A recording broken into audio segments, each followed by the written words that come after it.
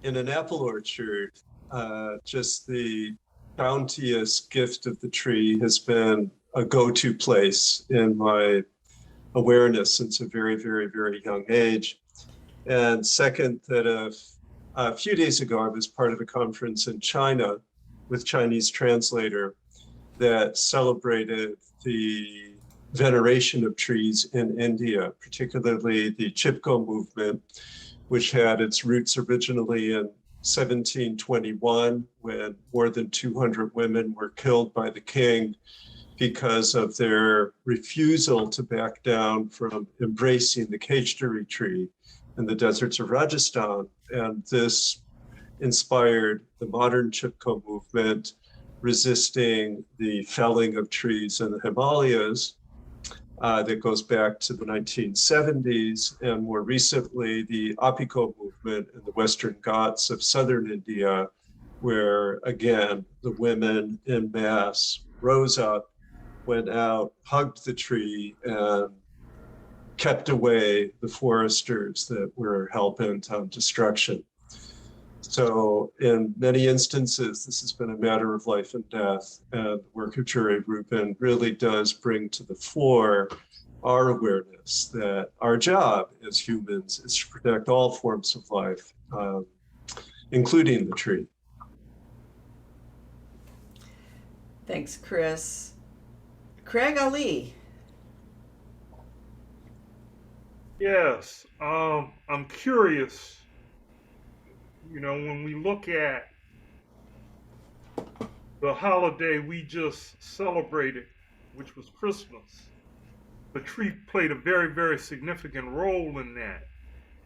And I believe the pagans had a thing of worshiping the trees during this period, and I'm wondering if it's known just how the tree became so prominent within the Christmas celebration. What was it that led to that, if that is known?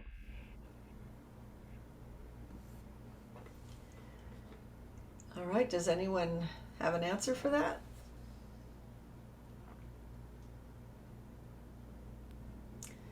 I think I read some time ago that Martin Luther was traveling on foot to some other place, and he saw some in the moonlight, and in the moonlight he saw some trees twinkling. There was lights through the trees from the light of the moon, and I think that was an inspiration to begin having trees inside your house and having them lighted. That's what I read. I don't know how true it is. Thank you.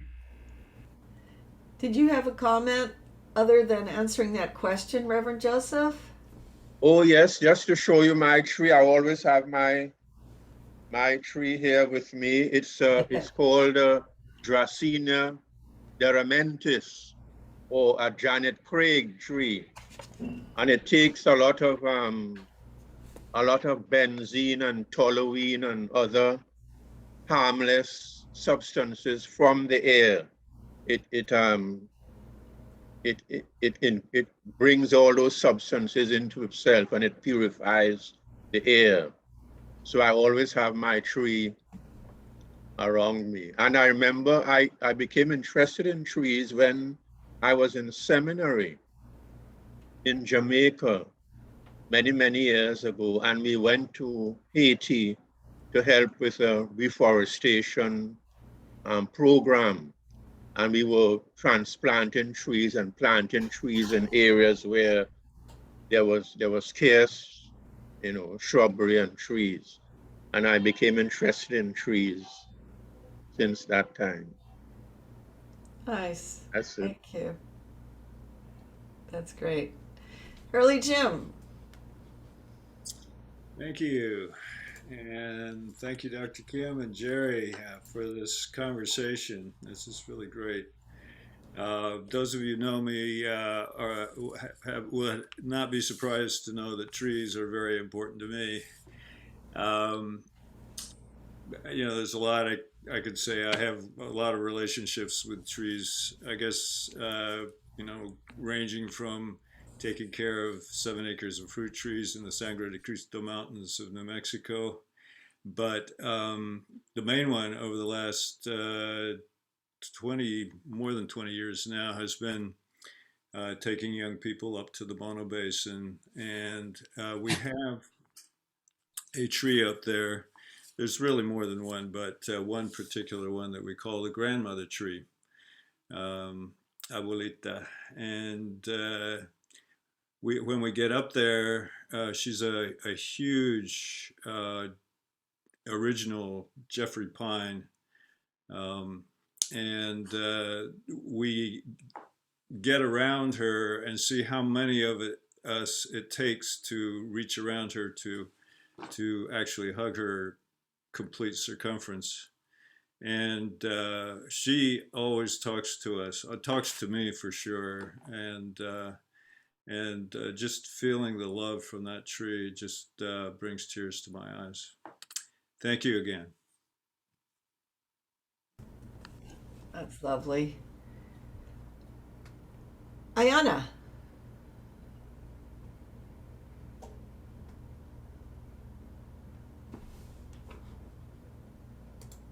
Thank you too for this message today too. I really appreciated it and enjoyed it. And I also love the song as well that Jean sang. Trees and plants are also very dear to me. And I feel like, especially during, I don't live in a house, I live in an apartment, but especially during COVID and just all the challenges over the year 2021, especially, I just feel like, my parents have been such a, like a God-given blessing to me in our world. And it's been like oftentimes I find myself looking at the trees and the plants that I have in my apartment. And I was just going to share 2 of my indoor trees that I have here, which is a banana tree. I got a banana in here, and I got this other ficus tree too. I got them here in the house. But one of my favorite ones is actually, I wanted to just share, is my father had this, my father and I found this one leaf, and my dad planted this leaf in this plant right here, this plant pot, and it's just been growing, and I've been able to take care of it. And this is a rubber, it's a rubber tree, I guess, a rubber plant as they call it, but they get really big. And so I get to get a new leaf every now and then, and I just cherish it. So thanks for the message today. It means a lot to me. So just wanted to share that. Beautiful. Claudia. Thank you. I really apologize. I missed the first part, but the community sharing has been lovely. Daria and I and Craig, we've been going this back and forth with her theology and her theology scholarship, and my purported representation that I have some sort of science scholarship. But the interesting thing is that the 2 are tied together by trees. And what I mean is that we need oxygen to live. Trees take our waste products and turn it into oxygen. We are tightly connected to each other. Just saw the movie Don't Look Up. It took me a while to decide I liked it. But basically, we are at a crossroads of survival or not. And I would like to say that I think the tree is at the center of it. And what is it about ancient cultures that were able to grasp that balance and protect it, and we can't? I just want to show something. Hope you can see it. This is really an amazing wooden sculpture that it's of a naked woman that I got from Costa Rica.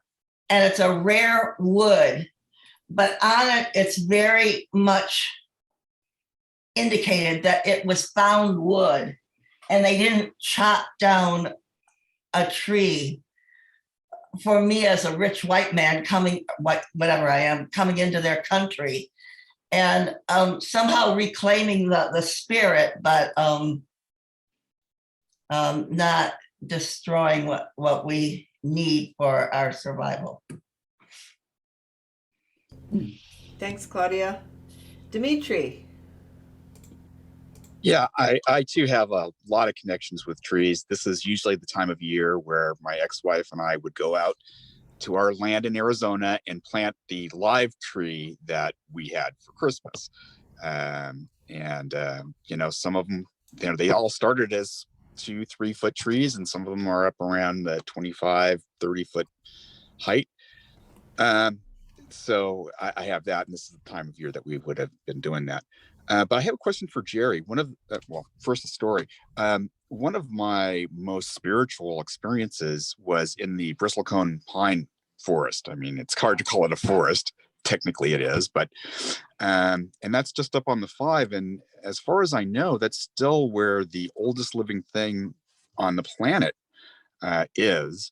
The general tree, and it was very spiritual. Bristlecone pines aren't tall pines, they're kind of scrubby, but just being in that environment and communing with things that are ancient was just very moving for me. And Jerry, I do have a question about what's the status of the Bristlecone pine forest. I don't know if it's endangered now or if it's been, you know, burned up from fires or so I'm going to pick your brain as opposed to doing it myself. So how is the Bristlecone pine forest doing? Well,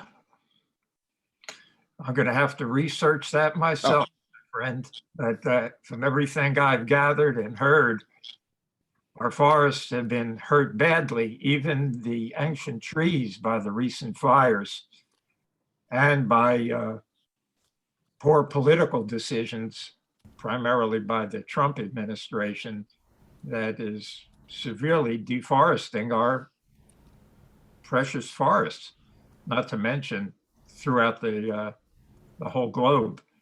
So again, I don't have the updated information, but it's a very, very important question.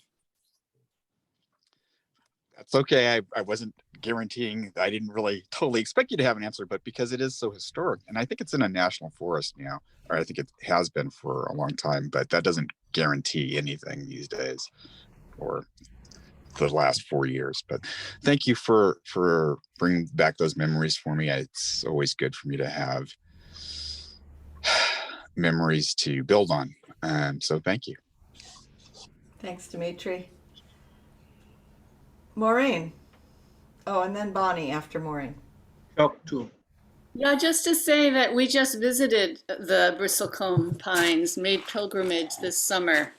It was the second time I'd been there, and they seem to be thriving. They are amazing, amazing deep presence, and just want to thank you all for this opportunity to honor these elders in our lives. There's a stand of trees along the school in my neighborhood, really beautiful pine trees, and I always think of them as the guardians of the schoolyard there, and just appreciate their presence and every tree's presence. So thank you all for this opportunity this morning.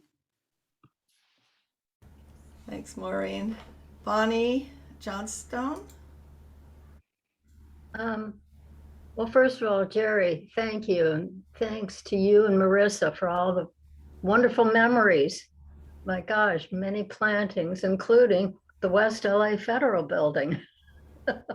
When there were folks in the building across the way with guns pointing at us, because my gosh, we were a threat to the country, you know, because we were planting a tree for peace.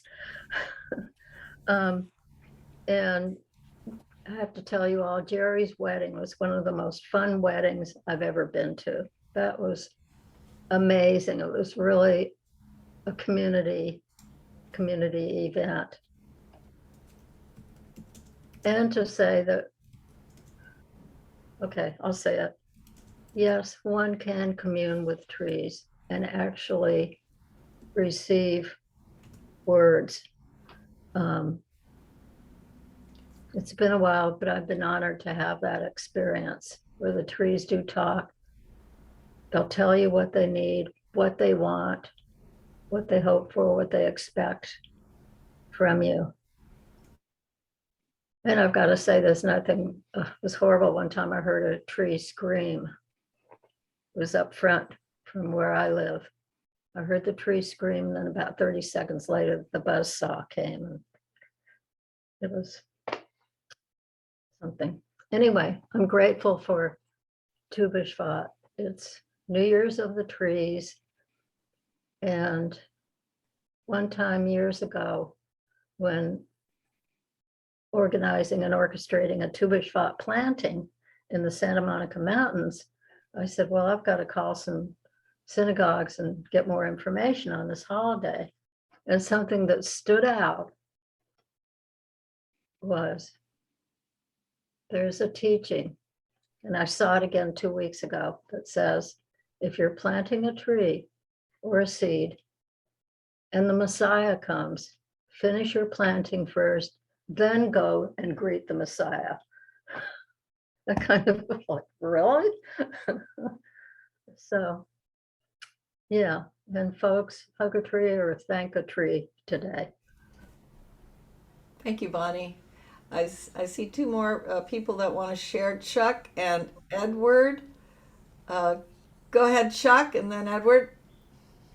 Okay, can you hear me? Yes. I really appreciate the idea of consciousness raising and the reverence for trees. It's so important to really care and to show you care by protecting the trees that are here and by planting more. My son was part of Tree People for a while, and they planted from down Martin Luther King Boulevard from Crenshaw to Central Avenue. They planted on each side of the street pine trees, and they're still there. They're growing beautifully. I could talk all day about this because my ancestry is harvesting trees, what they now call mining of trees. My father, my grandfather, my great-grandfather, and God knows who else, were loggers. And they cut down the biggest trees they could find because there was money in the lumber, more in the big tree than the small trees. And the Smoky Mountains in North Carolina was where my dad was logging when Roosevelt turned it into a national park and stopped the cutting of all timber there in order to protect the virgin timber. So like everybody else in the business, my dad moved up to West Virginia where there were no restrictions on the cutting. Now they say West Virginia has been logged over 4 times. And if you go there, you'll see mostly small trees, no bigger than, say, 10 inches maybe, where there used to be huge virgin timber. And I was born there in a sawmill town, a company town, who made profits not only from lumber, but from pulpwood for paper back at the turn of the century, especially when paper became such a big deal. I have solutions. I believe we should never cut a virgin tree. We should require the planting of 2 or more trees for every one that's cut. We should definitely penalize those who use lumber in construction, and because there's so many alternatives. You can make better, stronger materials from hemp, for example. You can reuse plastic. There's so many better ways to go, but lumber is a habit. In my neighborhood right now, over near Pequot Bundy, there are a bunch of houses being built. And the big ones, the commercial real estate is steel. They don't use wood that much for the superstructure. But right down the street from me, there's more than one being built now, which tons of lumber, which represent hundreds of trees. So like everything else in my mind, it has to do with the profit motive and the lumber companies who are making their money on trees and on lumber. So I believe we should stop them, at least penalize them for cutting down trees. Trees are good for dining room tables and beautiful things that we can celebrate. But for the structure of a house where you put up drywall over some beautiful Douglas fir sucks. That's all. That's great, Chuck. Thank you. All right, Edward, Sarabanda, Edward, and then Yes, hello. Janet. Thank you. Go ahead. I want to celebrate Julia Butterfly Hill. She is a active environmental activist, and she lived in a tree from December 1997 to December 1999 for 738 days to protest the Pacific Lumber Company, who wanted to log out this beautiful California redwood. And she lived in the tree, and she named the tree affectionately Luna. And also, when I was a young kid, and I in Memphis, and I saw the sit-ins, and I remember thinking that the people who were sitting in, that the song that ran through my mind was, like a tree planted by the waters, I shall not be moved. And I just remember the grounding to stand up against the dogs and the water hoses that were used on them. Thank you. Thanks, Edward. All right, I think, Janet, you're going to have the last word here. Go ahead. I just want to thank you all for this. I thank Jerry Rubin and Marissa for their long-standing commitment to never giving up. I just want to share a couple of personal experiences. When I was a kid, we had 2 orange trees and a peach tree, and our peaches got huge, like they look like grapefruit. So we were selling for a while the terrible Kool-Aid that I'm talking about regular Kool-Aid, guys. We would just put it in a cup and then squirt out the cup with a hose and give it to the next person, in those days. But so it was much healthier when we decided to start giving away peaches. So we would do that a little bit. And also on our vacations with our family, we always went camping. And we always went camping in the redwoods. And so that makes me feel it was a good memory, but also we continue that now. We normally go for a week every year to be in the middle of some trees someplace. And actually, I haven't been able to go in the last 2 years. And I think that's, if you think something's the matter with me, that's what it is. I haven't been able to get in the middle of trees because I need that. I need that kind of thing.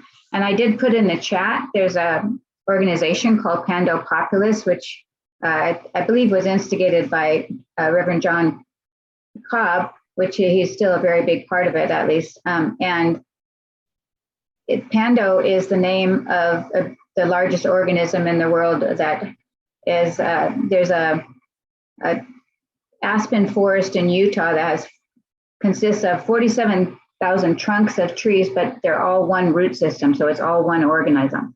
And that to me signifies or symbolizes what we all are. We are all really one organism, and we're all connected, but it's underground, and it's internal. We don't understand how we're connected, but we're all connected in that way. The same way as the trees, the aspen trees. And I have been many times to Bristlecone Pines because I used to live in Independence, California. I loved going to Bristlecone Pines. So those are my stories. Oh, my last one is the most important. So my granddaughter, when she goes on a walk, you can't go anywhere very fast because she has to say hi to all the trees. That's great. This has been so wonderful, everybody. Thank you for sharing. Trees are amazing, and it's great to lift it up. Okay, now we'll have another song from our resident pianist, Jean Gasca. So the name of this song is Etz Hayim, and you can see it in the chat if you'd like. Etz Hayim means tree of life. The word Hayim means life, like l'chaim, right? To life. That's a toast that's done in Hebrew. So Etz Hayim is about the tree of life, and here is the translation. I'll sing it in Hebrew. A tree of life to those who hold fast to it, and all who cling to it find happiness. Its ways are ways of pleasantness, and its paths are paths of peace. So the last word in this song is shalom, which means peace. So if you're looking in the chat, I've listed 3 little verses that we'll sing. The first one I'll sing in Hebrew. The second one, I'll just play some chords on the piano and you can sing la la la with me. Same melody as the first verse. And the third verse, I'm going to play a little, like a different kind of a round that goes with the melody and sing the melody. So we'll try this out, see how it works.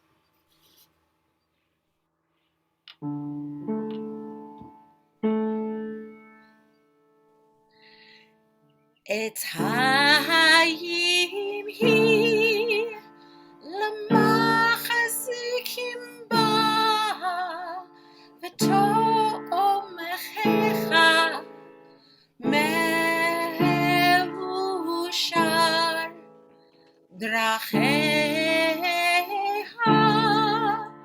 darchei noam b'chol netivotecha Shalom. Now we'll do la la la. La la la la la la. La la la la la. La la la la la la. La la la la. La la la la la la. La la la la la la. La la la la la la. La la la la. So continue with la la la if you'd like. La la la la la la. La la la la la la.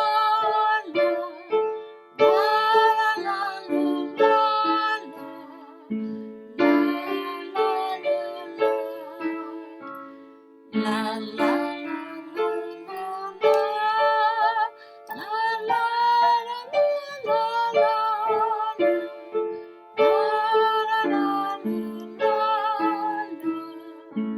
Shalom.